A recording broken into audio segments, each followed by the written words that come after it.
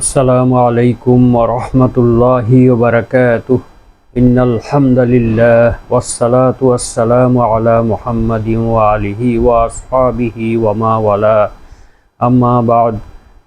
সম্মানিত দর্শক শ্রোতা মুসলিম ভাই ও বোনেরা, মহাগ্রন্থ আল কোরআনের তাফসির বর্ণনা অনুষ্ঠানের আজকের 52তম পর্ব নিয়ে আপনাদের সামনে উপস্থিত হয়েছি।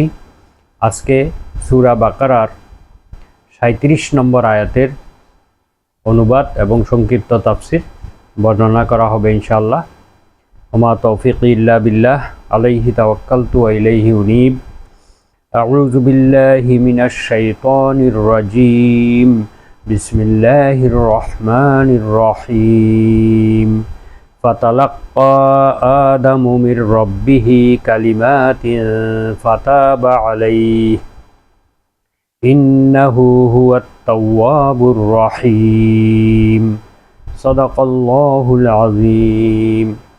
মহান আল্লাহ তাআলা ইরশাদ করেন, ফাতালাক্কা অতঃপর প্রাপ্ত হলেন, আদম আলাইহিস সালাম মির রব্বিহি তার রবের পক্ষ থেকে, তার প্রতিপালকের পক্ষ থেকে, কালিমাতিন কিছু বাক্য বা কিছু কলেমা, অর্থাৎ আদম আলাইহিস সালাম তার প্রতিপালকের পক্ষ থেকে কিছু বাক্য বা কিছু বাণী প্রাপ্ত হলেন। ফাতাবা আলাইহি অতঃপর তিনি তার প্রতি অনুগ্রহ করলেন, কৃপা দৃষ্টি নিক্ষেপ করলেন, আদম আলাইহিস সালামের প্রতি অনুগ্রহ করলেন। ইন্নাহু হুয়াত তাওয়াবুর রহিম, নিশ্চয়ই তিনি বড়ই ক্ষমাশীল এবং পরম দয়ালু।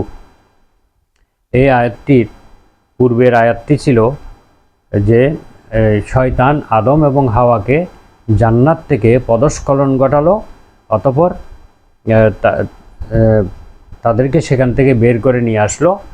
আল্লাহ তাআলা বললেন, তোমরা এখান থেকে পরস্পর শত্রু হিসেবে নেমে যাও, অর্থাৎ জান্নাত থেকে তোমরা দুনিয়াতে নেমে যাও, আর তোমাদের জন্য সেখানে রয়েছে কিছুদিনের জন্য ভোগ সম্পদ এবং অবস্থানের জায়গা, আর এটা নির্দিষ্ট সময় পর্যন্ত।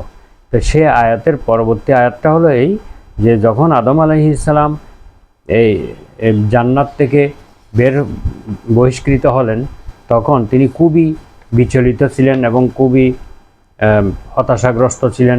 কিভাবে আল্লাহ তাআলার কাছে কিভাবে প্রার্থনা করা যায়, কিভাবে আল্লাহ তাআলার কাছে ক্ষমা চাওয়া যায়, এই ব্যাপারে কোনো কথাই তিনি বলতে পারছিলেন না। তখন আল্লাহ তাআলা তাকে দয়া করে কিছু কলেমা বা কিছু বাণী শিক্ষা দিলেন।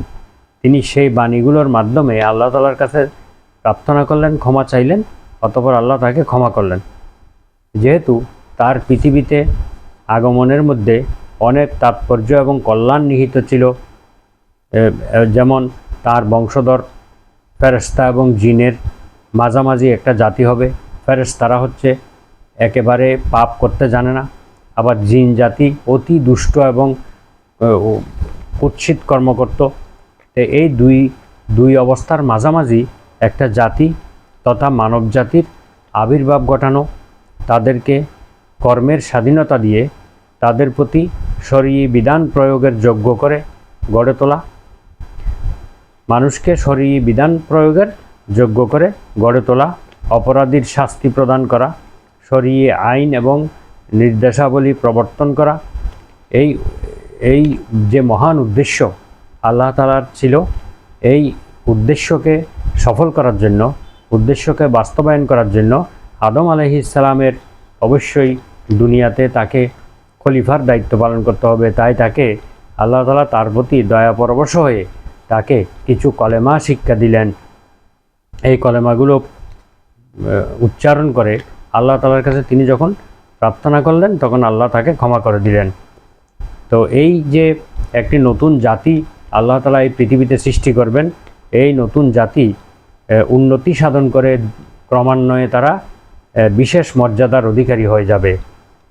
তো আল্লাহ তাআলা কী বাক্য শিক্ষা দিয়েছিলেন, এটা পবিত্র কোরআনেই রয়েছে। তাফসিরুল কোরআন বিল কোরআন, অর্থাৎ কোরআনের এক আয়াতের তাফসির অন্য আয়াতে আল্লাহ তাআলা করে দিয়েছেন। এই জন্য কোরআনের এক জায়গায় বলা হয়েছে আহসানা তাফসিরা, কোরআন হচ্ছে একটি অতি উত্তম তাফসির। কোরআনের মধ্যেই কোরআনের তাফসির রয়েছে। এই জন্যে আমরা প্রতিটা আয়াতের তাফসির করার সময় অন্যান্য আয়াতে এই সম্পর্কে কি ব্যাখ্যা করা হয়েছে সেগুলোকে আমরা প্রাধান্য দিয়ে থাকি।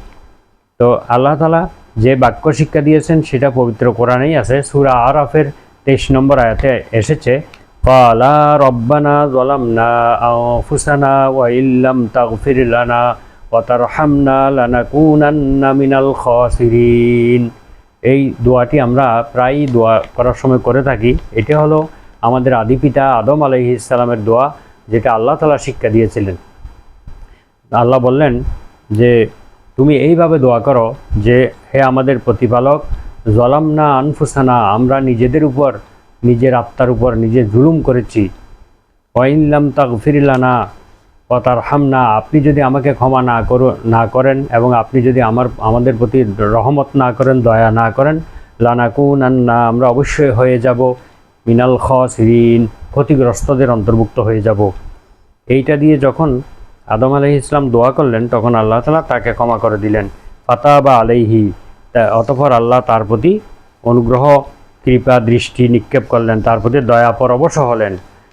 কারণ আল্লাহ তাআলা হচ্ছেন বড়ই তওবা কবুলকারী, ক্ষমাশীল এবং দয়ালু। তো কেউ কোনো জাল বর্ণনার মাধ্যমে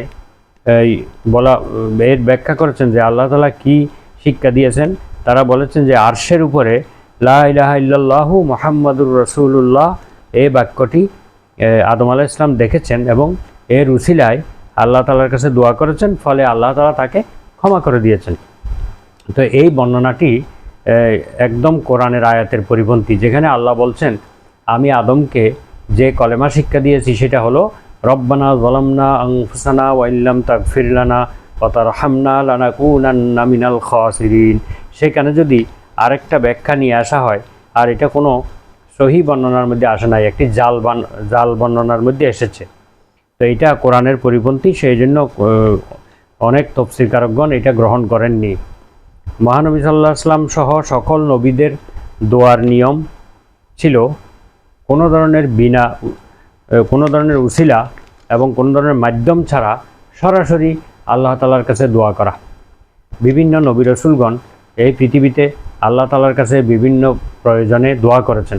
সেই সব দোয়াগুলো দেখা যাচ্ছে যে তারা সরাসরি আল্লাহর কাছে দোয়া করেছেন, কারো উসিলা বা কারো কোনো মাধ্যম তাদের কাছে প্রয়োজন হয়নি।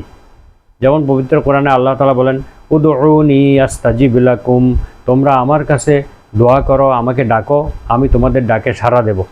এখানে আল্লাহ তাআলা বলেন নাই যে কারো মাধ্যমে ডাকতে হবে। অন্য আয়াতে আল্লাহ বলেন, ওয়াইদা সালাকা ইবাদি আন্নি ফাইন্নি করিব, আমার বান্দাগণ যখন আপনার কাছে জিজ্ঞাসা করে আমার সম্পর্কে, আপনি বলে দিন আমি তাদের খুবই নিকটে রয়েছি। উজিবু দাওয়াতাদ দাঈ ইযা দাআন, আমার বান্দারা যখনই আমাকে ডাকে, আমাকে আহ্বান করে, আমি তখনই তাদের ডাকে সাড়া দেই। ফালিয়াস্তাজিবু লি ওয়াল ইউমিনু বি লাআল্লাহুম ইয়ারশুদুন, তাদেরও উচিত আমার আহ্বানে সাড়া দেওয়া, আমার বিধিবিধানগুলো পালন করার মাধ্যমে আমার আহ্বানে সাড়া দেওয়া এবং আমার প্রতি সত্যিকারের ঈমান আনা, যাতে তারা সৎপথ প্রাপ্ত হয়। তাহলে এই কোরআনের আয়াতগুলোতে স্পষ্টভাবে বোঝা যাচ্ছে যে আল্লাহ তাআলাকে সরাসরি আহ্বান করা যাবে, আর এটাই ছিল নবী রাসূলদের একটা উত্তম পন্থা। তারা এই পন্থায় আল্লাহ তাআলার কাছে দোয়া করেছিল। এবারে আসুন তওবা শব্দটি অর্থ হচ্ছে ফিরে আসা, প্রত্যাবর্তন করা। যেখানে গিয়েছে সেখান থেকে ফিরে আসাকে তওবা বলা হয়। মানুষ যখন পাপের পথে পা বাড়ায় তখন ওই পাপের পথ থেকে ফিরে আসল পথে, আল্লাহর পথে চলে আসাকে ইসলামী পরিভাষায় তওবা বলা হয়। মানুষের এই তওবা শব্দটি ক্রিয়াপদ হলো তাবা ইয়াতুবু। তো এইটা যখন মানুষের দিকে সম্পর্কিত হয় তখন এটা হবে তিনটা বিষয়ের সমষ্টি বোঝাবে। মানুষের দিকে যখন সম্পর্ক হবে, যেমন অমুক ব্যক্তি তওবা করেছে, এটা যদি বলা হয় তখন এখানে তিনটা বিষয়ের সমষ্টি বোঝাবে। যেমন এক নম্বর হলো যে ব্যক্তি পাপ করেছে সে পাপ থেকে লজ্জিত এবং অনুতপ্ত হবে। কোনো ব্যক্তি যদি তওবা করে তখন সে প্রথমত তার মধ্যে লজ্জিত হবে পাপের জন্য এবং অনুতপ্ত হবে। 2 নম্বর হলো সেই ওই পাপ কাজটি সম্পূর্ণরূপে পরিত্যাগ করবে, ওই পাপের মধ্যে আর থাকবে না। 3 নম্বর হলো ভবিষ্যতে সে এই ধরনের পাপ কাজ আর কখনো করবে না বলে দৃঢ় সংকল্প হতে হবে, প্রতিজ্ঞাবদ্ধ হতে হবে। এই তিনটা জিনিস যদি পাওয়া যায় তাহলে তার তওবা হিসেবে গণ্য হবে এবং সেটা আল্লাহ তাআলা কবুল করার সম্ভাবনা রয়েছে। তো এটাকে তওবা বলা হয়। যদি এই মানুষের দিকে সম্পর্কিত হয়, কিন্তু এইটা যদি আল্লাহর হক মানুষের হক নষ্ট করা সম্পর্কিত অথবা বান্দার হক নষ্ট করা সম্পর্কিত গুনাহ হয়, তাহলে এই তিনটা তো থাকবেই। আরেকটা অতিরিক্ত শর্ত হলো যে সে বান্দার হক ফেরত দিবে অথবা তার কাছ থেকে ক্ষমা চেয়ে নেবে। যে বান্দার হক নষ্ট করেছে, তাকে মারধর করেছে, গালাগালি করেছে, তারপরে তার কোনো সম্পদ হরণ করেছে, তাইলে সেক্ষেত্রে তার ওই হকটা ফেরত দিয়ে দিবে কিংবা তার থেকে মাপ চেয়ে নিবে, ক্ষমা চেয়ে নিবে, তাহলে তার তওবা কবুল হবে। তো মানুষ আমাদের দেশে সাধারণত কোনো একটা গুনাহ করে মুখে উচ্চারণ করে তওবা তওবা তওবা তওবা বলে, অথবা আল্লাহ তওবা, এরকম নানা রকমের বিভিন্ন এলাকায় বিভিন্ন ধরনের তওবা করার পদ্ধতি প্রচলিত রয়েছে। এই ধরনের মৌখিক বলা, তওবা শব্দ উচ্চারণ করা, এইটা দ্বারা কোনো দিনও তওবা কবুল হবে না। তওবা করার যে পদ্ধতিটা বললাম, পাপের জন্য লজ্জিত হতে হবে এবং পাপকে সম্পূর্ণরূপে পরিহার করতে হবে। ভবিষ্যতে এইরূপ পাপ না করার জন্য দৃঢ় প্রতিজ্ঞা করতে হবে। আর যদি মানুষের হক নষ্ট করে থাকে, তাহলে এই তিনটা সাথে ওই যে হকটাও ফেরত দিতে হবে কিংবা ক্ষমা চেয়ে নিতে হবে, তাহলে সেটাকে তওবা বলা হয়। আর তওবা যদি আল্লাহর দিকে সম্পর্কিত হয়, যেমন ফাতাবা আলাইহি আয়াতের মধ্যে রয়েছে আল্লাহ তার প্রতি তওবা করলেন, অর্থাৎ আল্লাহ তার প্রতি দয়া করলেন, দয়া পরবশ হলেন, ক্ষমাশীল হলেন। এইটা যখন আল্লাহর দিকে সম্পর্কিত হবে তখন এর অর্থ হবে কবুল করা, তওবা কবুল করা। আদম আলাইহিস সালাম তওবা করলেন মানে আদম আলাইহিস সালাম আল্লাহর কাছে ক্ষমা প্রার্থনা করলেন, গুনাহ থেকে ফিরে আসলেন। কিন্তু যখন আল্লাহ তওবা করলেন এটা বলা হবে, তখন এর অর্থ হবে আল্লাহ তওবা কবুল করলেন, ফাতাবা আলাইহি, আল্লাহ তার তওবা কবুল করলেন অথবা তার প্রতি অনুগ্রহের দৃষ্টি দিলেন। অর্থাৎ আল্লাহ তওবা কবুলকারী, আর এই তওবা কবুলকারী আল্লাহ ছাড়া আর কেউ হতে পারে না। যেমন ইহুদি খ্রিস্টানগণ এই তওবার ব্যাপারে চরম একটা বিভ্রান্তি তাদের মধ্যে রয়েছে। তারা তাদের পাদ্রী বা পুরোহিত এদের কাছে কিছু টাকা পয়সা হাদিয়া দিয়ে, কিছু অর্থ সম্পদ দিয়ে, হাদিয়া দিয়ে তারা পাপ মোচন করিয়ে নিতেন।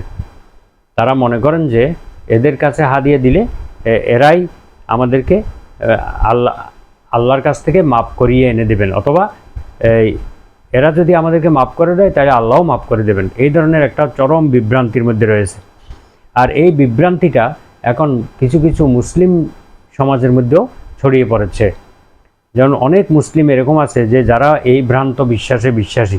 তারা মনে করে যে কোনো পীর বা কোনো আলেম বা কোনো বুজুর্গ ব্যক্তির কাছে যদি তওবা করি তাহলে আল্লাহ তাআলা ওই পীরের মাধ্যমে আল্লাহ তাআলা তার পাপ মাফ করে দেবেন।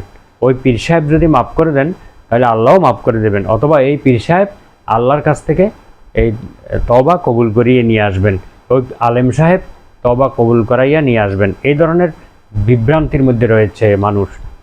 এই ধরনের বিভ্রান্তিতে পড়া যাবে না। তওবা করতে হবে সরাসরি আল্লাহ তাআলার কাছে, এবং আল্লাহ তাআলাই তওবা কবুলকারী, তিনিই তওবা করার তৌফিক দান করবেন, তিনিই তওবা কবুল করবেন। অন্য কেউ তওবা কবুল করতে পারে না। আর নিজের তওবা নিজেকেই করতে হবে। অন্য ব্যক্তি তওবা পড়াইয়ে দেওয়া বা মুখে মুখে উচ্চারণ করে শিখিয়ে দেওয়া, এর দ্বারা তওবা হবে না। তওবার জন্য প্রথমত লজ্জিত এবং অনুতপ্ত হতে হবে গুনার জন্য, তারপরে ভবিষ্যতে আর কখনো করবে না বলে দৃঢ় প্রতিজ্ঞ হতে হবে এবং ওই পাপ কাজটি সম্পূর্ণরূপে পরিহার করতে হবে। তো এই জন্য আমরা দেখতে পাই যে বিভিন্ন নবীগণ আল্লাহ তাআলার কাছে তারা অত্যন্ত কাকুতি মিনতি করে দোয়া করেছেন, গুনাহ থেকে তওবা করেছেন। বলেছেন মুসা আলাইহিস সালাম বলেছেন, ইন্নী যলামতু নাফসি ফাগফিরলি রব্বি, ইন্নী যলামতু নাফসি ফাগফিরলি, হে আমার প্রতিপালক, আমি আমার আত্মার উপরে জুলুম করেছি, আপনি আমাকে ক্ষমা করে দিন। ইউনূস আলাইহিস সালাম মাছের পেটে অন্ধকার প্রকোষ্ঠ থেকে দোয়া করেছিলেন, লা ইলাহা ইল্লা আনতা সুবহানাকা ইন্নী কুনতু মিনাজ জালিমিন, হে আল্লাহ, আপনি ছাড়া সত্যিকারের কোনো মাবুদ নেই, আপনি ছাড়া সত্যিকারের কোনো মাবুদ নেই, আমি আপনার পবিত্রতা বর্ণনা করতেছি, আমি তো জালিমদের অন্তর্ভুক্ত হয়ে গেলাম। এইভাবে নিজের অপরাধের কথা স্বীকার করে আমরা এইভাবে আল্লাহ তাআলার কাছে তওবা করতে পারি, ক্ষমা চাইতে পারি। নবীগণ, গতকালেও বলেছিলাম, গত পর্বেও বলেছিলাম যে নবীগণ কোনো পাপ করেন না, তারা সম্পূর্ণ নিষ্পাপ, তারা সমস্ত পাপ থেকে মুক্ত। কাজকর্ম করতে গিয়ে সামান্যতম যদি ভুল ত্রুটি হয়ে যায়, আল্লাহ তাআলার সাথে সাথে সেটা তাদেরকে সংশোধন করিয়ে নেন। তো এই জন্য তারাও কোনো পাপ না করেও বান্দা আল্লাহর কাছে সব সময় ক্ষমা চাইতে পারে। এটা নবীগণ এই সৌজন্য শিক্ষা আমাদেরকে দিয়েছেন। নবীগণ আল্লাহ তাআলার কাছে কাকুতি মিনতি করে ক্ষমা চেয়ে আমাদেরকে এই শিক্ষা দিয়েছেন, আমরাও যেন আমরা আল্লাহ তাআলার কাছে সদা সর্বদা ক্ষমা চাই, কারণ আমাদের অজান্তে অনেক গুনাহ হয়ে যাচ্ছে। তো এটা একটা সৌজন্যমূলকভাবে তারা অপরাধ না করেও আল্লাহ তাআলার কাছে ক্ষমা চেয়েছেন। তো সুতরাং আমরা তো অপরাধী, আমরা তো গুনাহগার, আমাদের আরও বেশি করে ক্ষমা চাইতে হবে আল্লাহ তাআলার কাছে। তো এই আয়াত থেকে আমরা এই শিক্ষা পাই যে আল্লাহ তাআলার কাছে সবসময় আমাদেরকে তওবা করতে হবে। মহানবী সাল্লাল্লাহু আলাইহি ওয়াসাল্লাম দৈনিক কোনো হাদিসে আছে 70 বার, কোনো হাদিসে আছে 100 বার তওবা করতেন। সম্পূর্ণ নিষ্পাপ একজন রাসূল যদি দিনে 100 বার তওবা করেন, তাহলে আমাদের কত হাজার বার করা উচিত। তো এই আয়াত থেকে আমরা এই শিক্ষা গ্রহণ করতে পারি। প্রতিনিয়ত আমাদের তওবা করতে হবে এবং আল্লাহ তাআলার কাছে ক্ষমা চাইতে হবে আমাদের অপরাধের জন্য। যেভাবে আমাদের আদি পিতা আদম আলাইহিস সালাম আল্লাহ তাআলার কাছে ক্ষমা চেয়েছিলেন, অন্যান্য নবীগণও ক্ষমা চেয়েছিলেন, সেভাবে আমাদের ক্ষমা চাইতে হবে। তো আজকের পর্ব এখানে শেষ করছি। সুবহানাকা আল্লাহুম্মা ওয়া বিহামদিকা আশহাদু আল্লা ইলাহা ইল্লা আনতা আস্তাগফিরুকা ওয়া আতুবু ইলাইক। আসসালামু আলাইকুম ওয়া রাহমাতুল্লাহি ওয়া বারাকাতুহু।